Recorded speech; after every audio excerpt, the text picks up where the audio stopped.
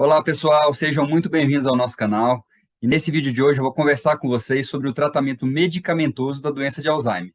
Hoje no Brasil a gente tem 4 medicações que são aprovadas no tratamento da doença de Alzheimer, incluindo a donepezila, a rivastigmina e a galantamina, que são medicações semelhantes, tá? Que são da mesma classe, mas elas têm atuação um pouco diferente. E a memantina, que é uma medicação que é usada nas fases moderadas a avançada da doença. Hoje, especificamente, eu vou falar para vocês sobre a galantamina. Então, vamos para o vídeo.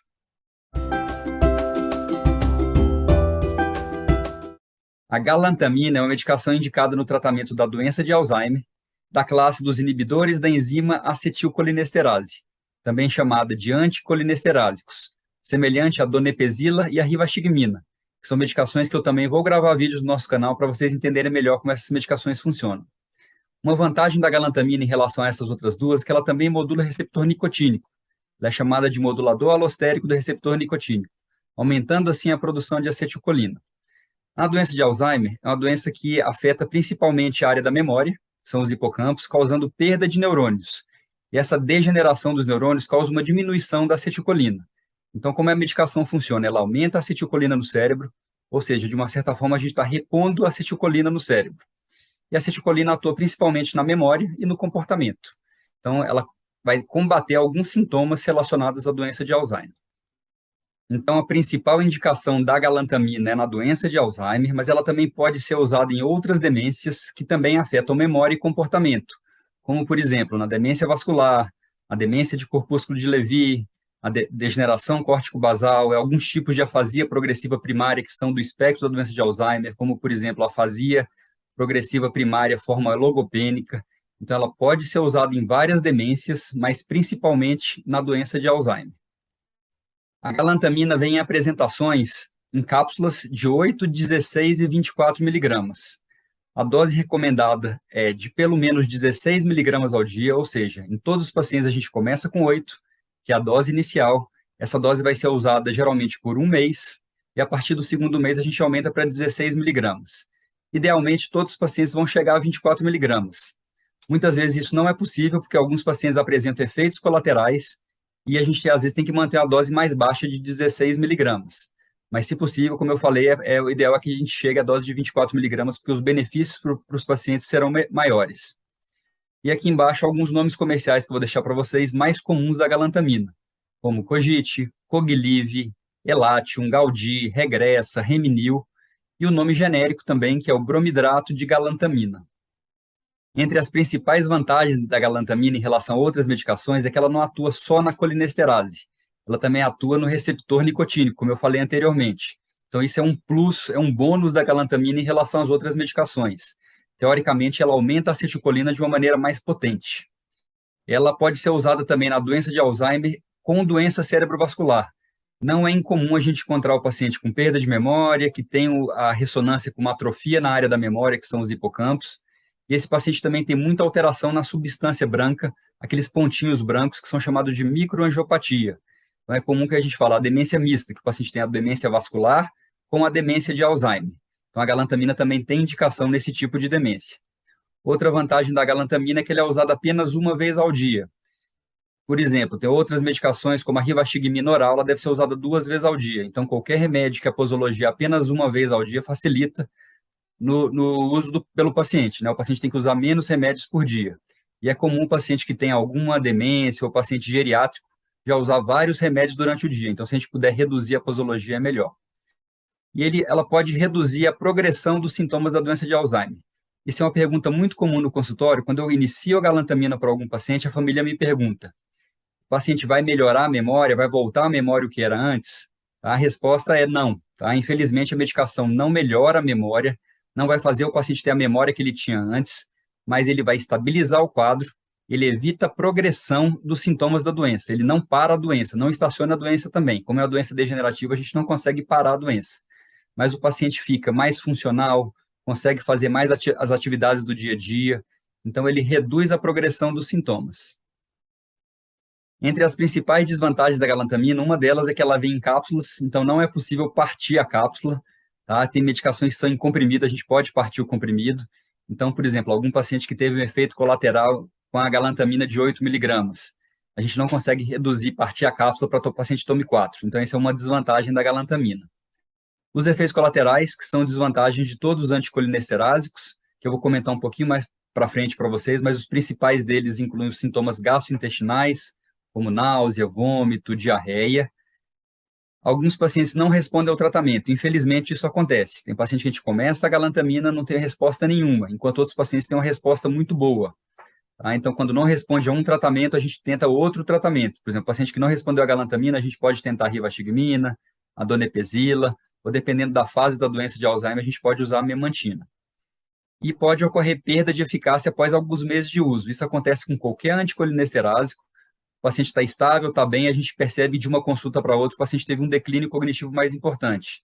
Isso pode ser perda de eficácia.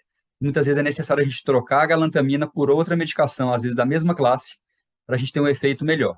Então, a perda de eficácia pode ocorrer nos pacientes que usam a medicação após meses ou anos seguidos. Agora, eu queria deixar para vocês algumas dicas de uso em relação à galantamina. A principal delas é sempre tomar com comidas. O ideal é que o paciente coma primeiro, esteja com o estômago cheio, porque com o alimento existe uma redução dos efeitos colaterais. Então, nunca tomar a galantamina de estômago vazio. A dose deve ser aumentada gradualmente. Normalmente, a gente começa com a dose de 8 miligramas no primeiro mês, depois, no segundo mês, aumenta para 16 miligramas e vai acompanhando o paciente, vai vendo se ele tem algum efeito colateral. Às vezes, eu mantenho 16 miligramas por 1, 2, até 3 meses e tento chegar a 24 miligramas. Quando o paciente não tem efeito colateral nenhum, está indo muito bem com a medicação, em 3 meses a gente consegue chegar à dose máxima de 24 miligramas. E as doses mais altas, que eu falei como 24 miligramas, têm um melhor efeito. Então, o ideal é que todos os pacientes cheguem a 24 miligramas. Muitas vezes isso não é possível devido aos efeitos colaterais. Outra dica importante é que a gente não deve suspender subitamente. Então, o paciente está usando, por exemplo, 16 ou 24 miligramas e acaba a medicação. Quando o paciente fica alguns dias sem o remédio, ele pode ter piora da memória, confusão mental, agitação, alterações comportamentais pela suspensão súbita do remédio. Então, caso a medicação esteja acabando, converse com seu médico. Se não tiver acesso a ter uma nova receita ou conseguir comprar medicação em algum local que não tem essa medicação, em alguma farmácia que você não ache, o ideal é tentar reduzir a dose, muitas vezes tomar dia sim, dia não, só para não suspender bruscamente.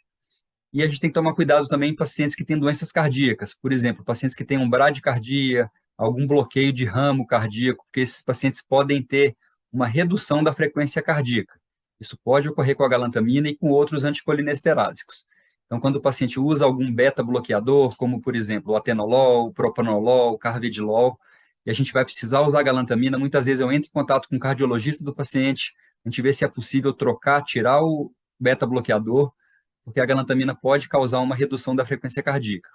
E os meus pacientes sabem disso. Toda vez que o paciente vem na consulta, eu faço o exame físico, examino, ausculto o paciente, vejo a frequência cardíaca, porque os pacientes que apresentam queda importante da frequência cardíaca, a gente muitas vezes tem que reduzir a dose da galantamina, porque a redução da frequência cardíaca pode causar tontura e desmaio. A gente tem que ficar sempre atento à parte cardíaca também, muitas vezes trabalhar junto com o cardiologista. Em relação aos efeitos colaterais, os mais comuns dessa classe de medicação são os sintomas gastrointestinais. Então, quando o paciente começa a usar a medicação, geralmente nos primeiros dias de uso, na primeira semana, é comum que o paciente apresente náusea, perda de vontade de comer, como anorexia, começa a diminuir a quantidade, o volume de comida, muitas vezes diarreia, às vezes não é uma diarreia líquida, mas o paciente começa a ir mais frequentemente ao banheiro, as fezes ficam amolecidas. Então, isso às vezes pode ajudar alguns pacientes que têm constipação crônica, e muitas vezes o paciente que já tem um intestino um pouco mais solto, isso pode ser até um efeito colateral que contraindique o uso da medicação. Uma vantagem é que esses sintomas não duram muito tempo, geralmente nos primeiros dias podem ocorrer, mas com o passar do tempo eles vão minimizando e muitas vezes desaparecem. Outros sintomas colaterais que não são tão comuns, mas a gente tem que citar também, inclui a hipotensão ortostática. E o que quer dizer isso? É o paciente que está deitado, quando ele levanta muito rápido, a pressão pode cair. Então, esses pacientes devem tomar cuidado, principalmente pelo risco de quedas. Isso é uma coisa que a gente sempre alerta o paciente e a família no consultório quando prescreve a galantamina, para a pessoa não levantar muito rápido da cama ou levantar muito rápido do sofá, porque isso pode causar uma tontura e uma queda da pressão arterial. Como eu comentei anteriormente, uma diminuição da frequência cardíaca, então a gente deve sempre auscultar o paciente, ver a frequência cardíaca, ver se ele usa algum remédio que possa estar interferindo na frequência cardíaca, como antiarrítmicos, como beta-bloqueadores, muitas vezes entrar em contato com o cardiologista para discutir a possibilidade de troca de medicação devido aos efeitos de interação medicamentosa. Alguns pacientes podem ter insônia quando usam a galantamina, então a recomendação é que se use pela manhã, evitar usar à noite, porque isso pode aumentar o risco de insônia. E tontura também é outro efeito colateral. Existem outros que são mais raros, são efeitos de bula, mas esses são os mais comuns que eu queria deixar para vocês. Então é isso, pessoal. Eu queria trazer para vocês quais são as principais indicações, como a galantamina funciona, como ela deve ser usada, as dicas de uso que eu sempre deixo, e dizer que a galantamina não é uma medicação que vai curar a doença de Alzheimer, não vai parar a progressão, mas ela melhora sintomas, melhora comportamentos, os pacientes têm uma qualidade de vida melhor quando usam esse tipo de medicação, como a galantamina ou a donepezila, a rivastigmina, que são medicações da mesma classe. Então, é comum os pacientes que têm doença de Alzheimer ter uma melhora comportamental com o uso dessas medicações. Se vocês tiverem qualquer dúvida sobre doença de Alzheimer, sobre as medicações usadas no tratamento de Alzheimer, deixe aqui nos comentários que eu vou tentar responder vocês. Muito obrigado e até mais.